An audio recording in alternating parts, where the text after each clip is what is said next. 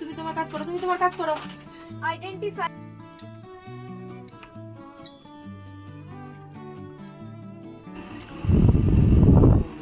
হরে কৃষ্ণ সুধী ভক্তবৃন্দ, আশা করি আপনারা সকলে ভজন কুশলে আছেন। আবার একটি নতুন ভিডিওতে আপনাদের সকলকে জানাই স্বাগত। সকলকে শুভ সকাল। এখন সকাল ওই 10:30 মতো বাজে। ঘুম থেকে উঠেই আগে সমস্ত কিছু গুছিয়ে নিয়েছি।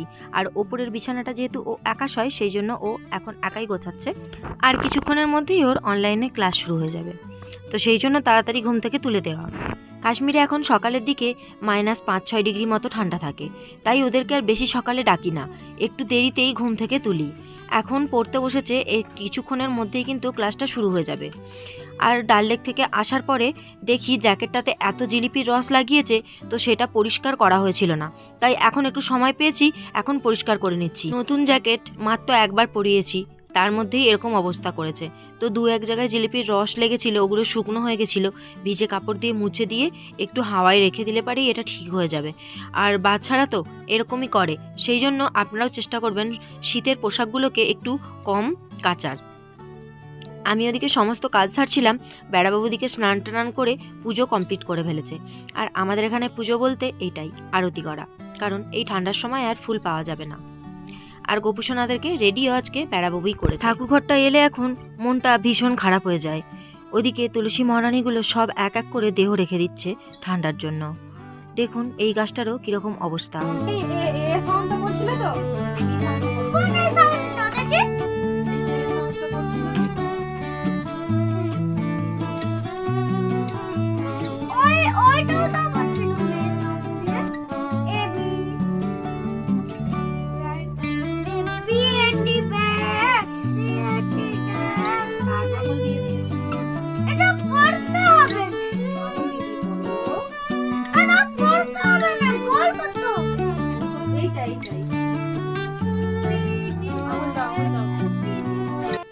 আপনারা তো অনেকেই জানেন ছেলে মেয়ে দুটো বেশ ভালো পড়াশোনা করে, আপনাদের সাথে অনেকবারই শেয়ার করেছি। আর এদের দুজনকে সম্পূর্ণ খেয়াল আগে বেড়াবাবুই রাখতো। আমি মাঝে মাঝে একটু চেষ্টা করতাম এদেরকে সময় দেওয়ার, কিন্তু এখন বেশ কিছুদিন যাবত দেখছি বেড়াবাবু এদেরকে একদমই সময় দিচ্ছে না। সেটা ইচ্ছা করে দিচ্ছে না নাকি সময় পাচ্ছে না, সেটা বুঝে উঠতে পারছি না। তো আমি এখন সময় করে দুবেলা পড়াতে পারি। আগে কি করতাম, রান্না করতে করতে বা অন্যান্য কাজ করতে করতে পড়াতাম, তো দুজনে বেশ পড়ে নিত। এখন ছেলেটা এত বদমাশ হয়েছে, দেখতেই পাচ্ছেন কীরকম করছে। পড়তে পড়তে একবার শুয়ে পড়ছে, একবার উঠে পড়ছে, একবার চলে যাচ্ছে বাইরে, মানে কি যে করছে সেটা বলার মতন না। আর প্রতিটা সময়ই এরকম করে, যখনই পড়তে বসায় তখনই হিসি পায়, পটি পায়, মাথা চলকায়, গা চলকায়, কত কিছু যে হয় তার কোনো ঠিক নেই। আসলে মনে হয় সব বাচ্চারাই এরকম হয়, কারণ আমিও ছোটোবেলায় না এরকমই করতাম, পড়তে বসলেই যত বিরক্ত। তো যাই হোক, হয়তো আমার গুণগুলোই ওরা হয়তো পেয়েছে। আর পড়াতে বসালে ওদের সামনেই বসে থাকতে হবে, সেটা 1 ঘন্টা 2 ঘন্টা যতটুকুই হোক, সামনেই বসে থাকতে হবে। আর এখন তো ওই উইন্টার অ্যাসাইনমেন্টগুলো দিয়েছে, ওগুলো পূরণ করতে হচ্ছে। আর ওগুলো আবার সাবমিট করতেও হবে কিছুদিনের মধ্যে, মানে ওই জানুয়ারির শেষের দিকে গিয়ে হয়তো সাবমিট করতে হবে। তো যদিও প্রায় কমপ্লিট হয়েই এসেছে, যেহেতু মানে ছেলেটার একদম কম ইউকেজি, মেয়েটার অনেকটা বেশি, তো মেয়েটার সমস্ত কিছু ওই দেখে আর ওর টিউশন ম্যাম দেখে। আমি কোনো কিছু ধ্যান দিই না, শুধু সামনে বসে থাকি যাতে দুজনে মিলে মারপিট না করতে পারে, এই আর কি। আমি স্মল এস ভুলে গেছি। স্মল এস তো এরকম হয়, খাট করে দিয়েছিস না আগে দেখতে নিচে। হরে কৃষ্ণ, কি রান্না করছিস আজকে?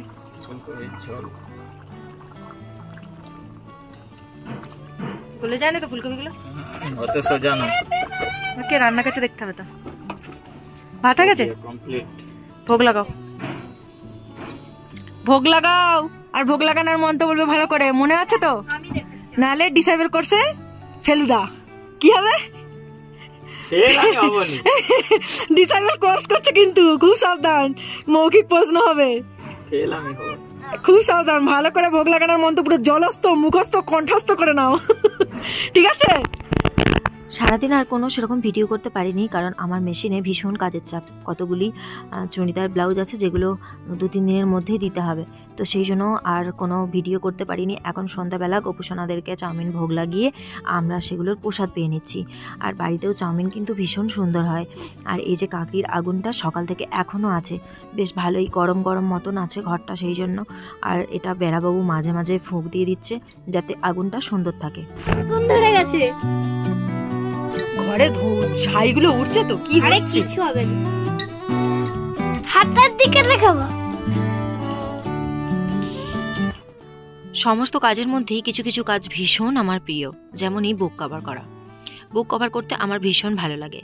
যেমন আরও অন্যান্য কাজ আছে সেগুলোও আমার ভীষণ প্রিয়, তবে এই বুক কভারটা করলে আমার ছোটোবেলার কথা মনে পড়ে যায়। কারণ এই বুক কভার আগে আমার দাদুভাই করে দিত, আর আমি বিভোর হয়ে দেখতাম যে কিভাবে বানাচ্ছে, কিভাবে করে দিচ্ছে, এত সুন্দর কিভাবে হয়। তো সেটা মনে হয় আর কি, সেই পুরনো স্মৃতিকে ফেরানোর জন্য আর বুক কভারটা করতে আমার ভীষণ ভালো লাগে। আর আপনাদের কার কার ভালো লাগে সেটা অবশ্যই কিন্তু কমেন্ট করে জানাবেন।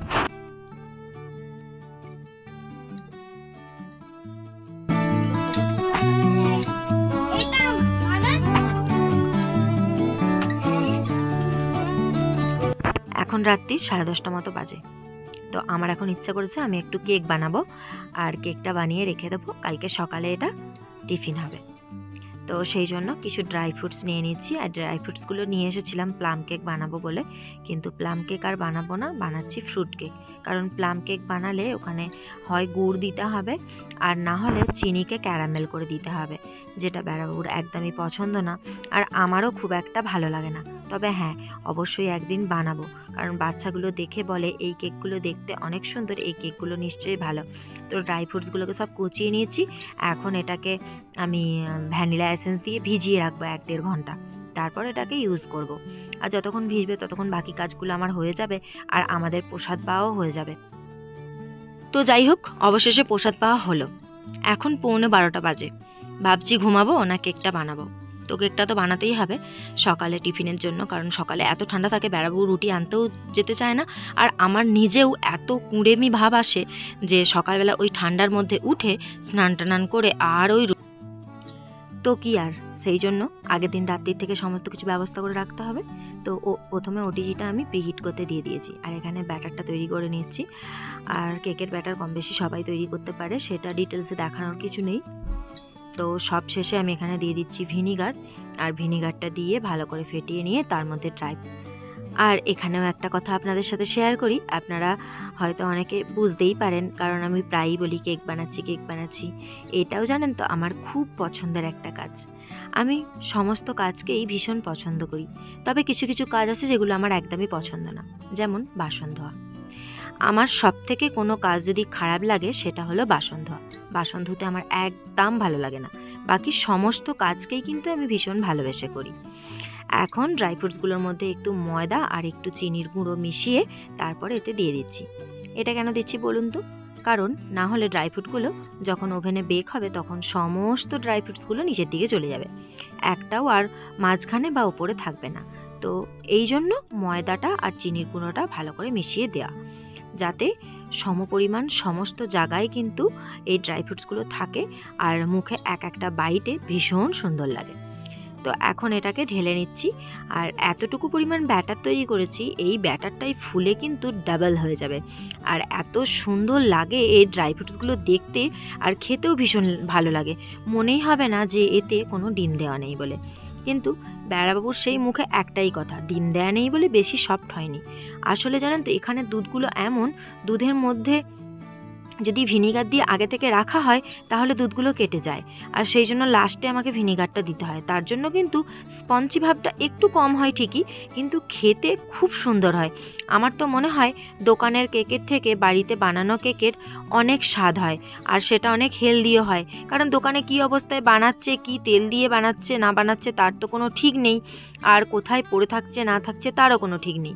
সেই জন্য বাড়িতে যে কোনো জিনিস বানালে সেটা ভীষণ হেলদি হয়, আর নিজের হাতের জিনিস অনেক কষ্ট করে বানানো সেটা তো অনেক সুস্বাদু হয়।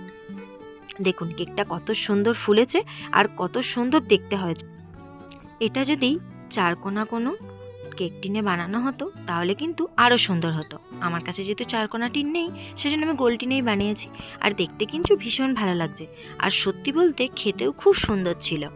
আজকের ভিডিওটা কেমন লাগলো সেটা অবশ্যই কমেন্ট করে জানাবেন। যারা নতুন আজকে আমার ভিডিওটি দেখলেন এতক্ষণ, তাদেরকে জানাই অসংখ্য ধন্যবাদ, আর পুরনো বন্ধুদেরকেও জানাই অসংখ্য ধন্যবাদ। সকলে ভালো থাকবেন, সুস্থ থাকবেন, সাবধানে থাকবেন। দেখা হচ্ছে আবার একটি নতুন ভিডিওতে। হরে কৃষ্ণ।